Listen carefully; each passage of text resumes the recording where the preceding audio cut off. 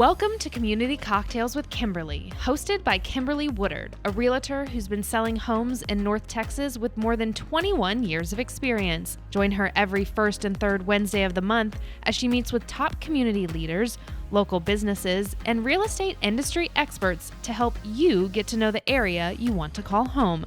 Don't just love your home, love your community. And now your host, Kimberly Woodard. Welcome, viewers, to this episode of Community Cocktails with Kimberly. I am so thrilled about this episode because we are going to dive into the one topic that I am now hearing at those cocktail parties. It used to be everyone cornering me about interest rates, but now there's another topic that's on the table, and that is insurance and what is going on with our insurance premiums, coverages, from homeowners to auto. And I have Diana and Ron here with Elite Security Insurance, and they are a dynamic husband and wife duo. So Thank you. I'm so excited to have you guys here and to educate the viewers on what is going on in this crazy world with insurance. Welcome. Yeah, thank you. Perfect, Thank thank you. We are happy to be here. Absolutely. Insurance is tricky these days. We're in a very difficult market. Everybody can feel it. Everything costs a lot more these days, right? And insurance is no different. Fortunately and unfortunately, insurance is all about shared risk. So it's sharing between the carriers and the insureds. And with the way things have been going for the last, few years, just with markets and the industries and things that have happened with government policies, as well as just the amount of storms and catastrophic losses that the country is having. So, just the same way of a shared risk, we also share risk with all the other states, right? So the things that are happening in California all the way to Florida are affecting all of us. Yes. And we definitely see it right now, right? With the hailstorms definitely. and the roofs and the crazy weather we've been having. I know. I just can't believe the spring. I'm like, well, I don't need a car. I need a boat. and driving around after the windstorm, right? Yes. I mean, it looks Several trees down all through the neighborhoods. A lot of people had, homes damaged or cars damaged because of the falling trees. Right. we had a customer whose basketball hoop was, he had like one of those, stand-up basketball hoops thrown into his car windshield. Right? It's so like crazy. Obviously, we've had winds that were like hurricane, wind, and it's crazy to see how much damage wind can make. We don't think about that. We just think of, hail, tornadoes, things like that. Yeah. But we just the wind was incredibly potent, and it did. When driving around neighborhoods, it looked like just neighborhoods were just, throwing up trees and limbs and debris.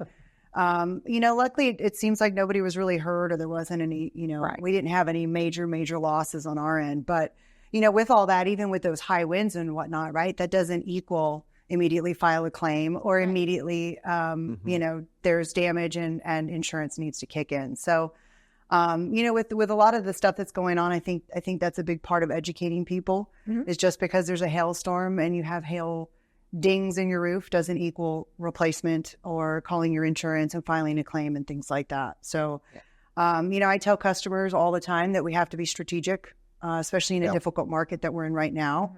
We have to be strategic in how and when we file claims.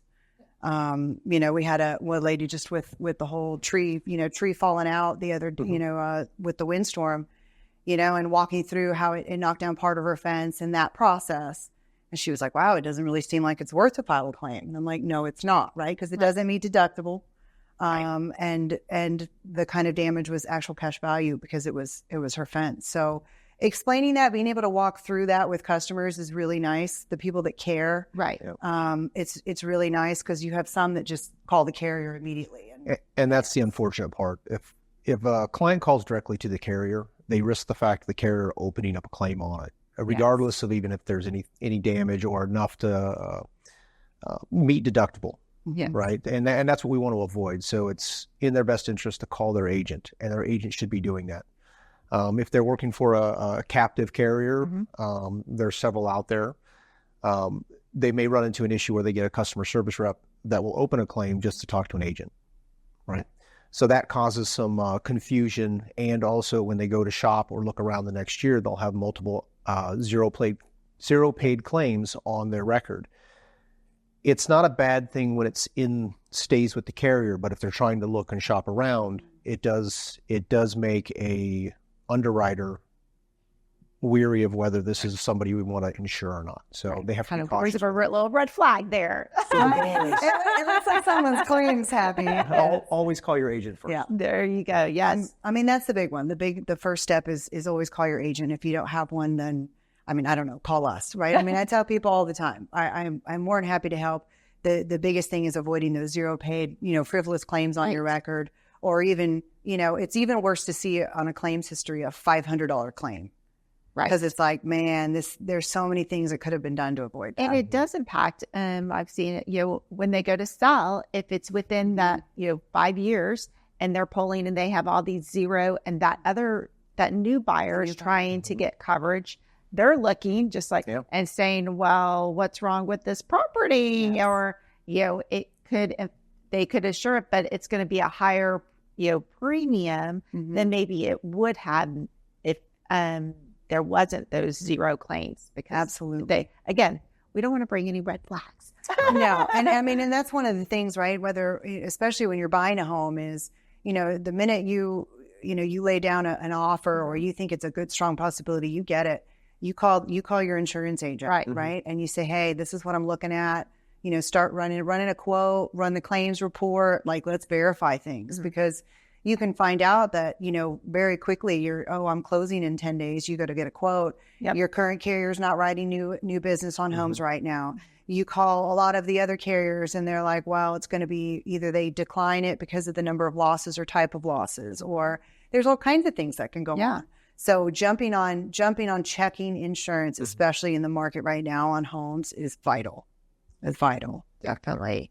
So what should, a lot of people, we hear some of these different changes in policies and things on coverages. What are we seeing right now that maybe people may assume, they have this coverage, and maybe it's obsolete, or you have to really ask for it now? Right.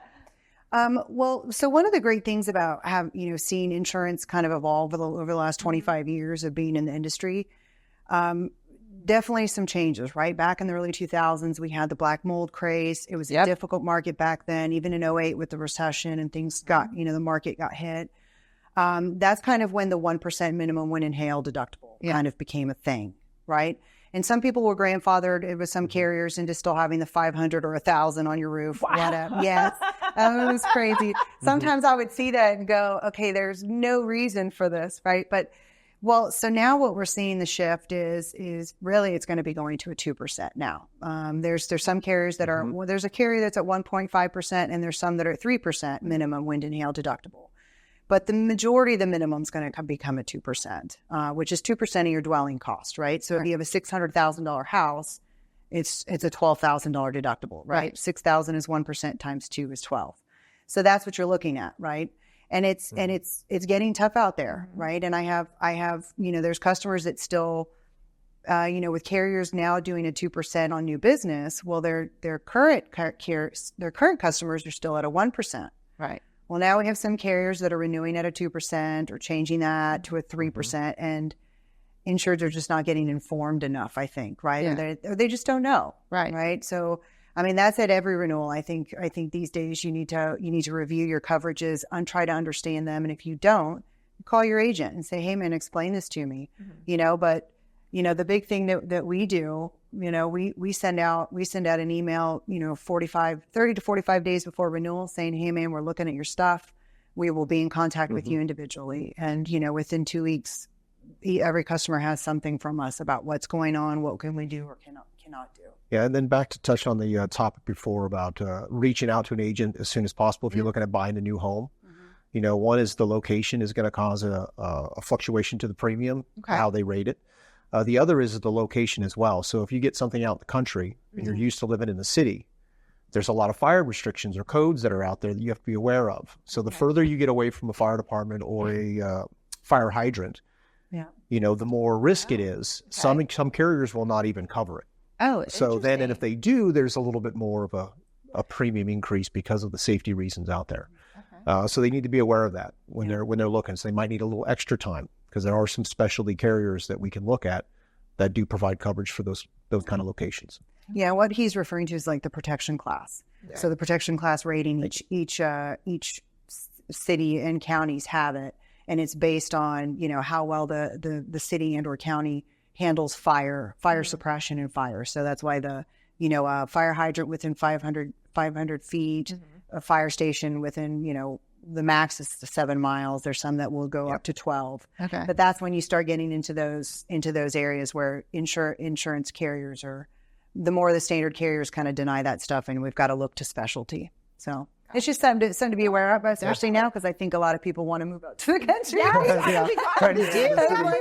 like, we're done with the city. We're done with all this traffic and stuff. Let's get out. Well, and different counties, right? Yeah. Different county. I mean, Dallas County is more expensive than Collin County. Right. Denton County is more, less expensive than Collin. So, there's so many factors that go into it. I have. People will say, oh, my neighbor's paying this. And I'm like, man, there's so many rating characteristics, your insurance score that people don't know about, right?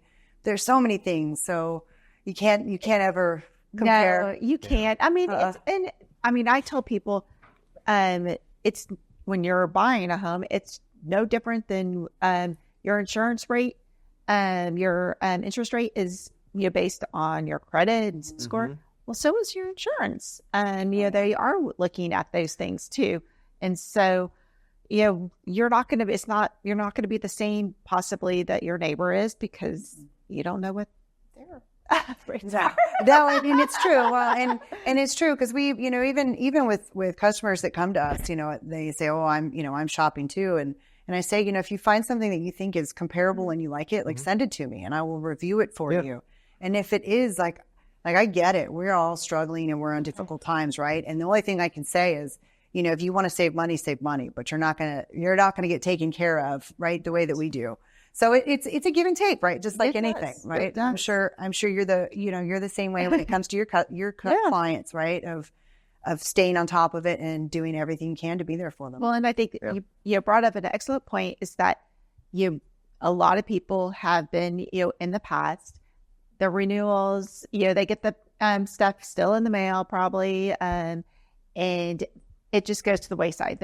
So maybe they open it, I don't know, but they just assume that everything's going to be the same, and not necessarily. And you may want to open it because you may have little surprises.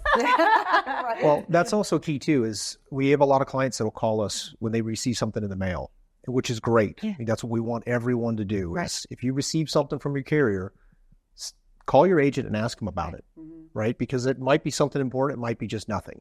If sooner or later you're going to know what's important or not. But if you get an unusual bill or maybe a text message that comes in that says, hey, you owe this much.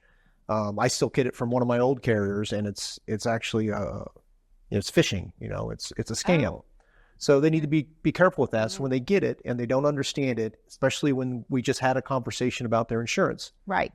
If you get something different in the mail, give us a call immediately. It might just be information passing in the mail because we do everything very quickly on the internet, and the carriers still like to send snail mail. So call us. Yeah. Well, you brought up an excellent point too, is that we are starting to see a lot more scams. People. So maybe we can touch on that and educate, because I think they pride over people that maybe aren't aware, and knocking on doors, and especially now that we have had probably the most craziest spring season. Right. We didn't really have that winter, but we got it. Yeah. We sure got it for spring. We did. And the scams that to be aware of, and be aware and safeguard your home and of course everything. So, and you bring up a great point, right? The scams aren't just cyber that we have to worry about, right? In our homes and businesses and our personal identity, but also the guys that come knocking on your door, right? We talk about all the time with the hailstorm chasers, right? That will come out from out of town, and people will call and say, oh, everyone's getting a new roof, and I'm like, Well, everyone is not doing what they're supposed to do because it doesn't, right? Again, hail just doesn't equal that. So, the biggest way to, I think, is really like Ron said, is having that relationship with your agent and feeling comfortable and being open to, our customers text us and they're like, hey man, I got this in the mail and it's a picture of it. And I'm like, and we can work through it and help them understand, or if it's nonsensical, we can kind of throw that to the side. I know for commercial side, the having that cyber coverage has been, is just essential now, right? I mean, you've got the ransomware, the holding your all your documents and things as hostage. Oh gosh, it's getting scary. And cyber coverage will help cover your business if something like that does happen, and say your client's information is compromised. Well, that money or the liability that comes out of that will help pay to get those identities back or clean their identities up if something does happen, right? So that way the client isn't coming after you, right? And you don't have it. Yeah. Because that's where the risk comes in. Yes. Especially nowadays. And insurance carriers are catching up when it comes to home insurance, right? There's a lot of carriers that add that now, have that available. And, quite frankly, and I'll be honest, I have no idea the amount of experience carriers have right now in dealing with the cyber. That's that problem. It's new. It's tricky. It's tricky, right? But I would say that having your carrier, having you being covered by your carrier would be worth it, right? To have that, because a lot of the options on that cyber coverage is, having you literally have a dedicated person that's helping you get your identity back, and is doing a lot of that grunt work. That would probably make a lot of people just melt and panic.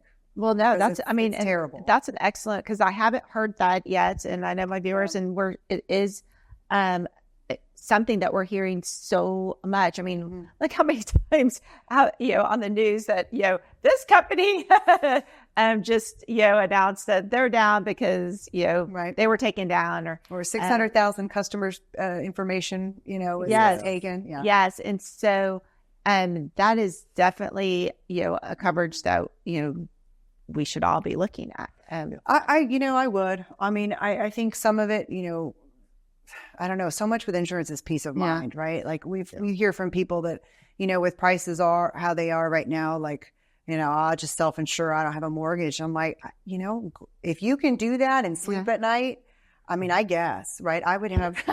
Well, you think of insurance as, it's not going to pay for everything, but it's going to offset. It's going to help you. It's going to be that backing for you. Yeah. So yes, absolutely. The risk that we roll, not the risk, one of the reasons that we're having the inflated prices and the premium, a lot of it, I mean, obviously what we all see around here every day with the inflation.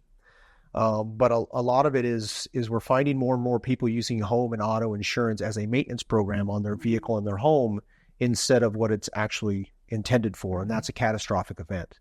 You add the additional endorsements for other catastrophic events that aren't typically covered. That's something your agent can walk through your policy for.